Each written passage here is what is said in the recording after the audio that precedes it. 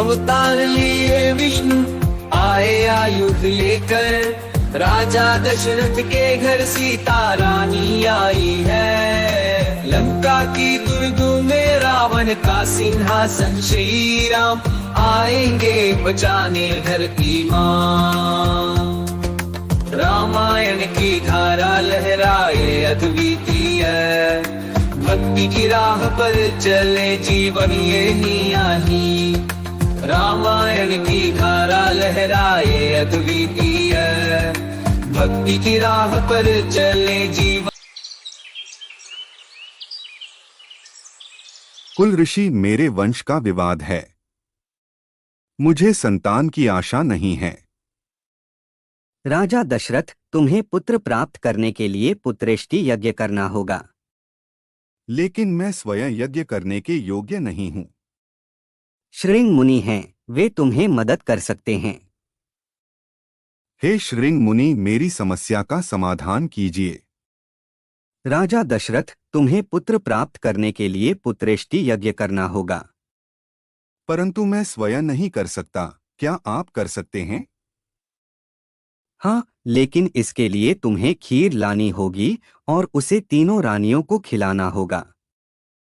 यह सुनकर राजा दशरथ वही काम करते हैं जो कि श्रृंग मुनि ने कहा था। रानी कौशल्या, तुम्हारे लिए खीर लाया हूँ, इसे खाओ। धन्यवाद, परंतु तुम्हारी रानियों के साथ साझा करना चाहिए। हाँ, यह सही है। रानी कैकई, यह खीर तुम्हारे लिए है। धन्यवाद, लेकिन सुमित्रा के साथ भी बांटना होगा।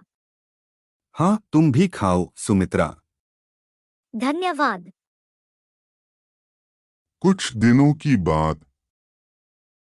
रानी कौशल्या सबसे बड़े पुत्र राम को जन्म देती है। उसके कुछ ही समय बाद कैकई राजा दशरथ के दूसरे पुत्र भरत को जन्म देती हैं। कुछ है घड़ी बीतने के पश्चात रानी सुमित्रा राजा दशरथ के तीसरे पुत्र लक्ष्मण को जन्म देती है तथा कुछ ही क्षण बाद वह दशरथ के चौथे पुत्र शत्रुघ्न को जन्म देती हैं। दशरथ के दरबार में खुशियां बरसी,